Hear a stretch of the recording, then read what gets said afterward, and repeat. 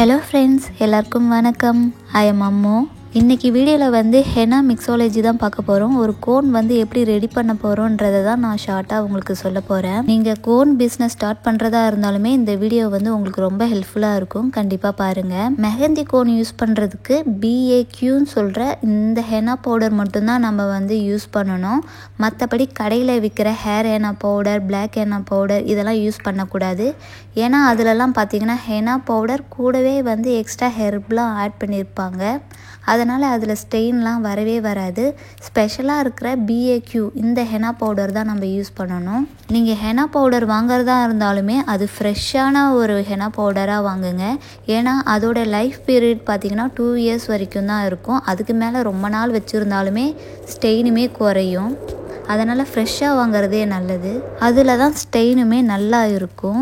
ஃப்ரெஷ்ஷான henna powder பார்த்திங்கன்னா நல்லா கிளி பச்சை கலரில் இருக்கும்.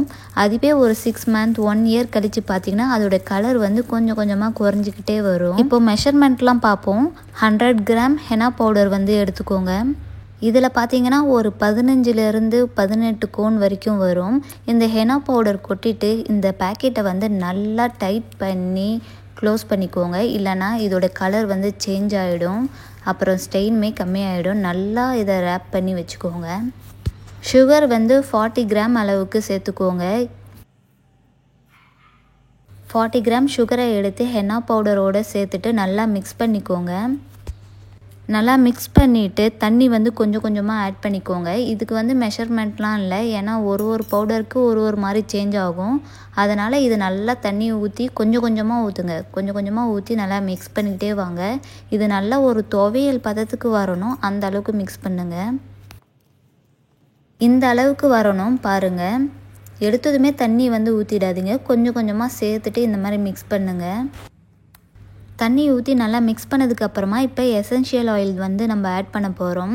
எசென்ஷியல் ஆயில் எதை யூஸ் பண்ணால் பெஸ்ட்டுன்னு பார்த்தீங்கன்னா tea tree oil, lavender oil, eucalyptus oil இது மூணுமே ஸ்டெயின் வந்து ரொம்பவே நல்லாயிருக்கும். இந்த மூணுத்தில் ஏதாச்சும் ஒரு எசென்ஷியல் ஆயில் நீங்கள் யூஸ் பண்ணாலுமே ஸ்டெயின் நல்லா பிடிக்கும். இல்லை மூணுமே நீங்கள் ஆட் பண்ணாலுமே ஸ்டெயின் நல்லாவே இருக்கும். என்கிட்ட tea tree oil and eucalyptus oil தான் இருக்குது. அதனால் நான் இது ரெண்டுத்தையுமே ஷேர் பண்ணி ஆட் பண்ணுறேன். எசென்ஷியல் ஆயில் பார்த்தீங்கன்னா 30 ml வந்து ஆட் பண்ணணும். என்கிட்ட 2 ஆயில் இருக்கிறதுனால 15 ml + 15 ml சொல்லிட்டு ரெண்டுத்தையும் சேர்த்து 30 ml நான் ஆட் பண்ணுறேன்.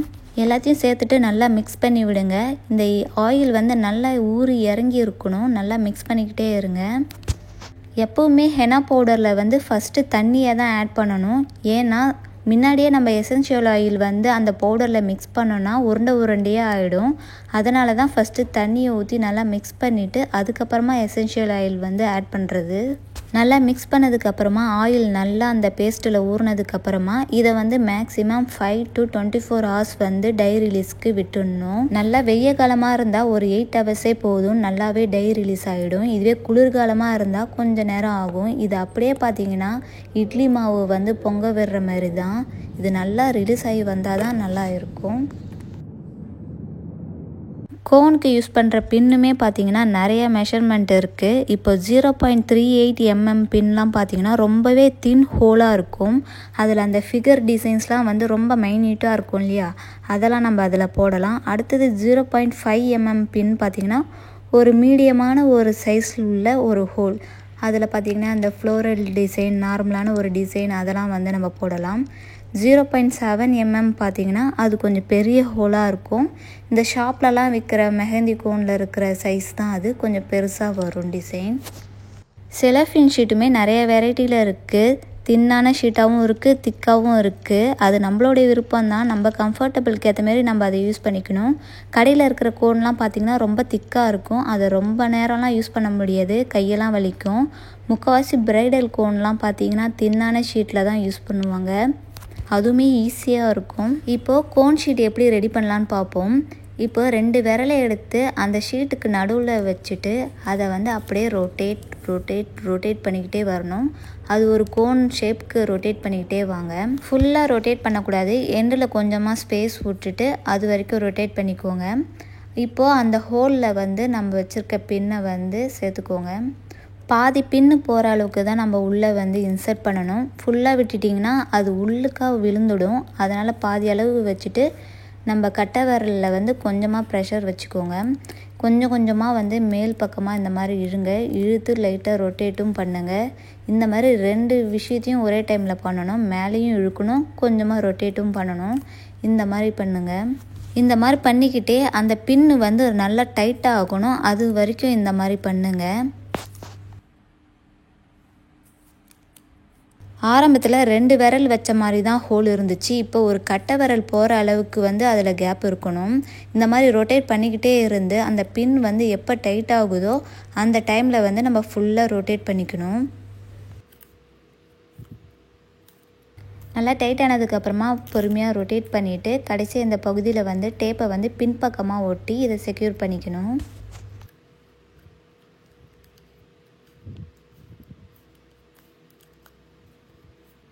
இந்த டைமில் பின்னுமே நம்ம ரிமூவ் பண்ணுறதா இருந்தால் பண்ணிக்கலாம். இந்த கோனோட சைடில் பார்த்திங்கன்னா ஒரு ஓப்பன் இருக்கிற மாதிரி இருக்கும் ஷீட்டு. அதையுமே வந்து நம்ம டேப்பில் வந்து செக்யூர் பண்ணிக்கணும். ஏன்னா இதில் வந்து சப்போஸ் வந்து பேஸ்ட்டு நம்ம ஆட் பண்ணுற டைமில் லீக் ஆகவும் வாய்ப்பு இருக்குது. அதனால் நம்ம செக்யூர் பண்ணிக்கிறது நல்லது. மோஸ்ட்லி ஆகாது, இருந்தாலும் ஒரு சேஃப்டிக்காக அங்கே நம்ம செக்யூர் பண்ணிக்கிறோம். இருக்கிறதுலே கஷ்டமான வேலை பார்த்திங்கன்னா இந்த செலோஃபின் ஷீட்டில் வந்து கோன் ரெடி பண்ணுறது தான். இதுக்கு தான் கொஞ்சம் டைம் ஆகும். முடிஞ்ச அளவுக்கு ஃப்ரீயாக இருக்கிற டைமில் வந்து இந்த மாதிரி ரெடி பண்ணி வச்சுக்கலாம்.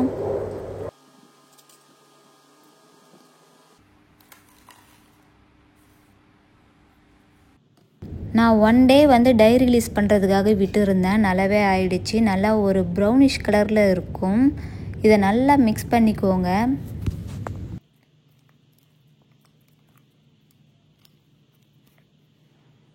இது நல்லா மிக்ஸ் பண்ணதுக்கப்புறமா இந்த மாதிரி ஸ்பேச்சுலாவில் வச்சு நீங்கள் இப்படி ப்ரெஸ் பண்ணி எடுக்கிறப்ப டைட்டாக இருந்ததுன்னா கொஞ்சமாக தண்ணி வந்து ஆட் பண்ணிக்கோங்க. அப்படி இல்லை ஈஸியாகவே இருந்துச்சுன்னா தண்ணி ஆட் பண்ண தேவையில்லை. இந்த மாதிரி கட்டியாக இருந்தால் மட்டும் கொஞ்சம் கொஞ்சமாக தண்ணி வந்து ஆட் பண்ணி நல்லா மிக்ஸ் பண்ணிக்கோங்க. அதிகமாக தண்ணி ஊற்றிடாதீங்க. டீஸ்பூன் அளவில் கொஞ்சம் கொஞ்சமாக யூஸ் பண்ணி மிக்ஸ் பண்ணுங்கள். தண்ணி ஆகிடுச்சுன்னா ஹெனா வந்து வேஸ்ட் ஆகிடும். ஹெனா பேஸ்ட் வந்து இந்த பதத்துக்கு தான் இருக்கணும். ஸ்பேச்சுலாவை எடுத்து மேலே இருந்து விடுறப்ப அந்த பேஸ்ட் வந்து இந்த மாதிரி தான் ஃப்ளோ இருக்கணும். ஒரு ரிப்பன் மாதிரி மடிஞ்சு விழணும். அது ஸ்பேச்சுலாவை வச்சு எடுக்கிறப்பையும் ஈஸியாக இருக்கணும் அந்த பேஸ்ட்டில் இருந்து. அதுதான் அந்த பதம். ரொம்பவும் தண்ணியாகவும் ஆகிடக்கூடாது, அப்புறம் ஹெனா வந்து ஒழுங்காக வராது. பேஸ்ட்டை நல்லா மிக்ஸ் பண்ணதுக்கப்புறமா இதை நம்ம வந்து ஃபில்டர் பண்ண போகிறோம். இதில் ஏதாச்சும் சின்னதாக உருண்டை, ஏதாச்சும் ஒரு டஸ்ட்டு அந்த மாதிரி ஏதாச்சும் இருந்ததுன்னா இதை நம்ம ஃபில்டர் பண்ணுறப்ப அதில் எல்லாமே போயிடும். இந்த மாதிரி ஒரு கப்பு எடுத்துக்கோங்க. எடுத்துகிட்டு பைப்பிங் பேக்கை வந்து உள்ளே இன்சர்ட் பண்ணிவிட்டு இந்த மாதிரி செட் பண்ணுங்கள்.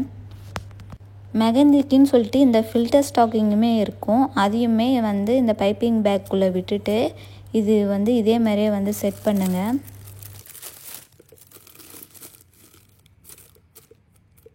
இப்போது ஹெனா பேஸ்ட்டுமே ஃபுல்லாக இதில் வந்து ஆட் பண்ணிவிடுங்க. ஹெனா பேஸ்ட்டை வந்து ஃபுல்லாக ஆட் பண்ணதுக்கப்புறமா இந்த பைப்பிங் பேக்கையும் அந்த ஸ்டாக்கிங்கையும் வந்து நல்லா ஒன்றா சேர்த்து நல்லா கையில் பிடிச்சிக்கோங்க. பிடிச்சிட்டு ரெண்டுத்தையும் சேர்த்து நல்லா ரொட்டேட் பண்ணிக்கோங்க. ஒரு 3 தடவை வந்து ட்விஸ்ட் பண்ணிக்கோங்க. ரொம்ப டைட்டாக பண்ணக்கூடாது, சும்மா லைட்டாக பண்ணிக்கோங்க. பண்ணிவிட்டு உள்ளே இருக்கிற அந்த ஸ்டாக்கிங் இதை வந்து பொறுமையாக எடுங்க. ரொம்பலாம் டைட்டாக இருக்காது, நம்ம இழுக்கிற அளவுக்கு தான் இருக்கும். நல்லா இழுத்துக்கோங்க.